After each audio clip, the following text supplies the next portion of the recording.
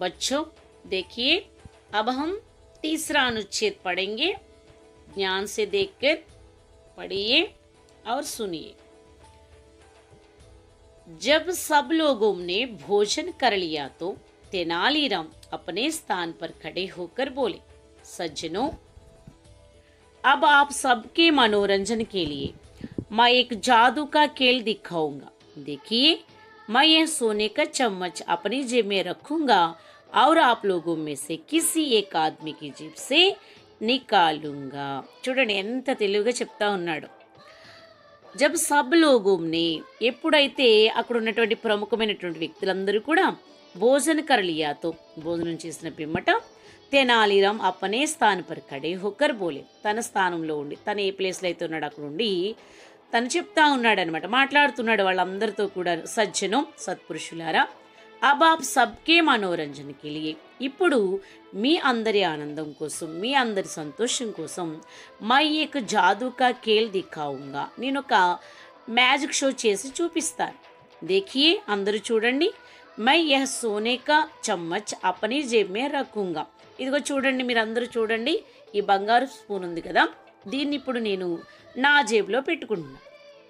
और आप लोगों में से किसी एक आदमी की जेब से निकालूंगा। కానీ దీన్ని ఎక్కడి నుంచి తీస్తానో తెలుసా?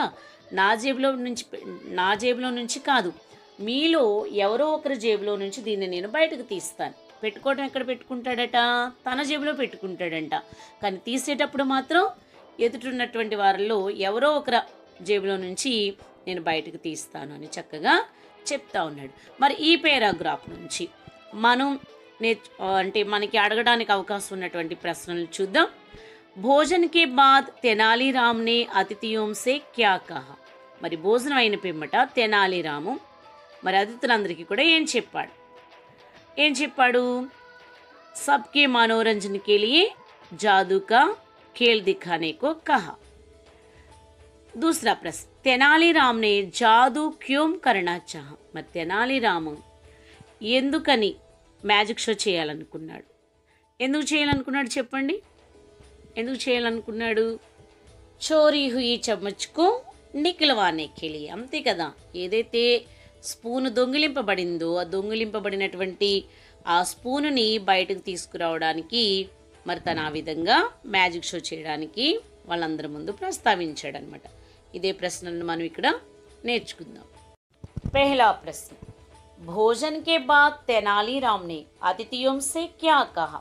మరి భోజనం అయిన తర్వాత తెనాలీరామ్ అతిథులందరితో ఏమని చెప్పాడు? జాదూ కా ఖేల్ కే బారే మే కహా, మరి మ్యాజిక్ షో చేస్తానని వాళ్ళకి చెప్పడం జరిగింది। దూసరా, తెనాలీరామ్ నే జాదూ క్యోం కర్నా చాహా। మరి తెనాలీరామ్ అది మ్యాజిక్ చేయాలని ఎందుకు అనుకున్నాడు? చోరీ హుయి చమ్ముచ్కో నిఖిలవానే కెలియే, మరి దొంగిలింపబడిన ఆ స్పూనుని బయటకు తీయించడానికి అలా చెప్పాల్సి వచ్చింది। अब चौथा अनुच्छेद को देखिए बच्चों, ध्यान से देखिए और पढ़िए। तेनालीराम ने चम्मच अपनी जेब में रख ली, फिर उन्होंने आंखें बंद की और कोई मंत्र पढ़ने का बहाना बनाया। थोड़ी देर बाद उन्होंने अपनी आंखें खोली और कहा, अब चम्मच मेरी जेब में से किसी और की जेब में चला गया है, देखते हैं कि किसकी जेब में है। इतना कहकर तेनालीराम बारी बारी से हर अतिथि के पास जाते और मन ही मन मंत्र पढ़ने का बहाना बनाते। చూడండి తెనాలీరామ్ యొక్క తెలివితేటలు ఎట్లున్నాయి। తెనాలీరామ్ వాళ్ళందరికీ చెప్పిన తర్వాత ఆ స్పూన్ తీసుకుని తన జేబులో పెట్టుకున్నాడు, వాళ్ళందరూ చూస్తుండగా। ఫిర్ ఉన్హోంనే ఆంఖే బంద్కి, వెంటనే అతను తన యొక్క కళ్ళను మూసేసుకుని ఔర్ కోయి మంత్ర పడ్నే కా బహానా బనాయా, సో ఒక మంత్రాన్ని జపిస్తున్నట్లుగా కళ్ళు మూసుకుని మంత్రం జపించడం మొదలుపెట్టాడు। థోడీ దేర్ బాద్ ఉన్హోంనే అపని ఆంఖే ఖోలి ఔర్ కహా, కొంతసేపు అయిన తర్వాత తన కళ్ళను తెరిచి చెప్తా ఉన్నాడనమాట, अब चम्मच मेरी जेब में से किसी और की जेब में चला गया है। ఇప్పుడు నేను మంత్రాన్ని పఠించాను కదా, సో ఇప్పుడు ఏమైంది అంటే నా జేబులో ఉండాల్సినటువంటి స్పూను మీలో ఒకరి జేబులోనికి వచ్చి చేరింది అని చెప్పాడు। देखते हैं చూద్దాం, कि किसकी जेब में है, చూద్దాం ఎవరి జేబులోకి వచ్చిందో. నా జేబులో ఉండాల్సినటువంటి ఆ బంగారపు స్పూను ఎవరి జేబులోకి వచ్చిందో ఇప్పుడు చూద్దామని చెప్పి ఇతనా కేకర్ ఈ విధంగా చెప్పి तेनालीराम बारी बारी से हर अतिथि के पास जाते और मन ही मन मंत्र पढ़ने का बहाना बनाते. సో వరుసగా అందరూ ఉన్నారు కదా, ఒకరి దగ్గరికి వెళ్తున్నాడు, మంత్రం చదివినట్లుగా నటిస్తూ ఉన్నాడు. మరలా వేరే వ్యక్తి, సెకండ్ వ్యక్తి, థర్డ్ వ్యక్తి, ఇలా వన్ బై వన్ అట్లా వెళ్తూ ఉన్నాడు. వెళ్ళిన ప్రతి చోట మంత్రాన్ని జపిస్తున్నట్లుగా నటిస్తూ వచ్చాడనమాట. ఈ విధంగా తెనాలిరామ్ చేస్తూ వచ్చాడు. अब अंतिम अनुच्छेद देखिए बच्चों. अंत में वे चम्मच छुपाए हुए व्यक्ति के पास जाकर बोले, मित्र मेरा जादू बता रहा है कि चम्मच आपकी जेब में है, कृपया आप अपनी जेब देखिए. अतिथि के पास बचने का कोई उपाय ना था. ना चाहते हुए भी उसे अपनी जेब में हाथ डालना पड़ा. उसने जेब से चम्मच निकाला और तेनालीराम को दे दिया. सभी अतिथियों ने तेनालीराम के जादुई चमत्कार को देखकर तालियां बजाई. राजा कृष्णदेवराय तेनालीराम की चतुराई से बहुत खुश हुए. उन्होंने तेनालीराम की खूब प्रशंसा की और ढेर सारे इनाम भी दिए. చూడండి ఎంత చక్కగా ఉన్నటువంటి సమస్యను పరిష్కరించారు తెనాలీరాముల వారు. अंत में वे चम्मच छुपाए हुए व्यक्ति के पास जाकर बोले. చివరికి చూడండి, మనం చెప్పుకున్నాం కదా ముందు పారాగ్రాఫ్లో, ఒకరి తర్వాత ఒకరికి దగ్గరికి వెళ్ళి అడుగుతూ ఉన్నాడు, మంత్రాలు జపిస్తూ ఉన్నాడు, చెప్తా ఉన్నాడు. సో చివరికి ఎవరైతే ఈ స్పూన్ని దొంగిలించాడో ఆ వ్యక్తి దగ్గరికి చివరికి వెళ్ళాడు. చివరిలో వెళ్ళి చెప్తా ఉన్నాడు, మిత్ర స్నేహితుడా, మేరా జాదూ బతా రహా హై కి, మరి నా మ్యాజిక్ చెప్తుంది ఏమని, చమ్మచ్ ఆప్కే జేబ్ మే హై, మరి చెంచా ఆ పోయిన నా జేబులో పెట్టుకున్నానే ఆ గోల్డెన్ స్పూన్, అది కాస్త మీ యొక్క జేబులో ఉందని చెప్తుంది.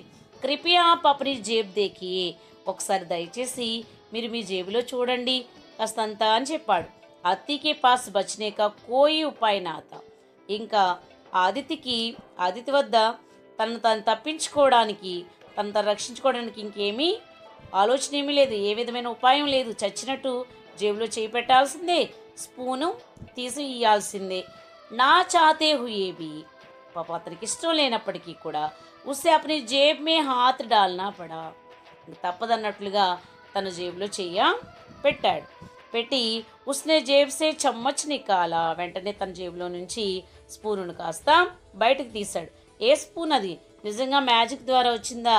కాదు, ఆల్రెడీ అతను దొంగిలించినటువంటి స్పూన్ అన్నమాట.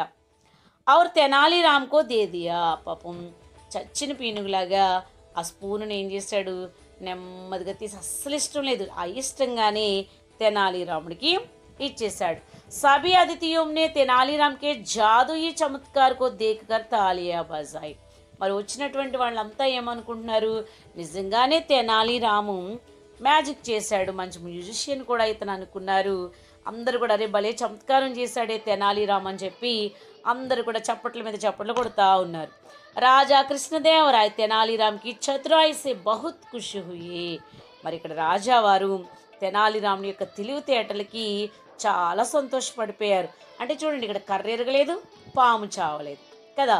ఆ చందాన్న మరి అతిథిని అవమానించకుండా, అతిథి ఏదైతే దొంగిలించాడో ఆ వ్యక్తి, నువ్వు దొంగవురా, నువ్వు స్పూన్ దొంగిలించావు అని ముఖం మీద అనటం కానీ, అతన్ని బాధ పెట్టడం కానీ చేయకుండా చాలా తెలివిగా, చాలా చమత్కారంగా చక్కగా ఆ యొక్క స్పూన్ని ఎవరైతే దొంగిలించారో అతని చేత అది మరలా తిరిగి ఇప్పించేటట్లుగా చేశాడన్నమాట. ఉన్హోంనే తెనాలీరామ్కి ఖూబ్ ప్రశంసాకి, వెంటనే శ్రీకృష్ణదేవరాయల వారు తెనాలీరామ్ని చాలా ఖూబ్ ప్రశంసాకి బాగా ప్రశంసించారు, బాగా పొగిడారు. అవరు డేర్ సారీ ఇనామ్ భీ దియే, ఎక్కువ మరి బోరెడని బహుమానాలు కూడా అతనికి ఇవ్వటం జరిగిందనమాట. అంటే ఇంత చక్కగా తెనాలీరామ్ అక్కడ వచ్చినటువంటి సమస్యను పరిష్కరించడం అనేది జరిగింది. అందుకే చూడండి, తెనాలీరాముని కథలు మనం ఏ కథ తీసుకున్నా సరే, బోరెడని కథలు ఉన్నాయి తెనాలీరాముని యొక్క కథలు. మీ లైబ్రరీ నిండా ఉంటాయి చూడండి, బైండింగ్ బుక్లోనే ఉంటాయి బోరెడని కథలు. మీరు ప్రతి కథ చదవండి, ప్రతి కథలో సమస్య ఉంటుంది, ఆ సమస్యకి చక్కని పరిష్కారం కూడా ఉంటుంది. ప్రశ్న देखिए बच्चों, तेनालीराम ने सोने का चम्मच కేసే నిక్కలవాయ. మరి తెనాలిరామ్ ఆ బంగారు చెంచాని ఏ విధంగా బయటకు తీయించాడు? అపని హోషియారిసే, తన తెలివితేటలతో. అంతే కదా, తెనాలిరామ్ తన యొక్క తెలివితేటలను ప్రదర్శించి బయటకు తీపించాడు. दूसरा, శ్రీకృష్ణదేవరాయ ने तेनालीराम को इनाम क्यों दिया? మరి శ్రీకృష్ణదేవరాయల వారు తెనాలిరామునికి బహుమానం ఎందుకు ఇచ్చారు? क्योंकि उस अतिथि का अपमान किए बिना ही चम्मच निकाला.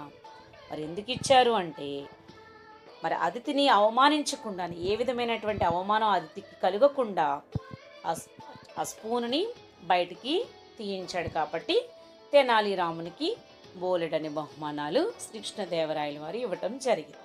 సో ఈ విధంగా మనం చిన్న చిన్నగానే పేరాగ్రాఫ్ క్వశ్చన్స్కి 1 వర్డ్లో కానీ లేదా 1 సెంటెన్స్లో కానీ ఆన్సర్ రాస్తే సరిపోతుంది అన్నమాట.